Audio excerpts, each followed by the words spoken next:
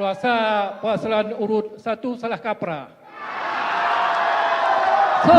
So yang bergantung tambang. Wah, ini evaluasi. Jika tambang itu imbas pada masyarakat yang tidak sinergi masyarakat, tidak emak masyarakat, kita tutup saja, buat apa? Pihak kampung kena wajah kena. Sudah hendak sesuai dengan peraturan tak patut. Atas perangkat soju mandu, atas mifa minta tok mandu. Mana urusannya? Yang penting kesejahteraan rakyat, kesejahteraan yang mencemarkan udara dan menyebabkan pencemaran alam. Itu yang kita pastikan. Itu ada TPRA. Silakan evaluasi. Kalau tidak, tutup saja semuanya. Masih ada waktu, Pak. Baik. Ditambahkan.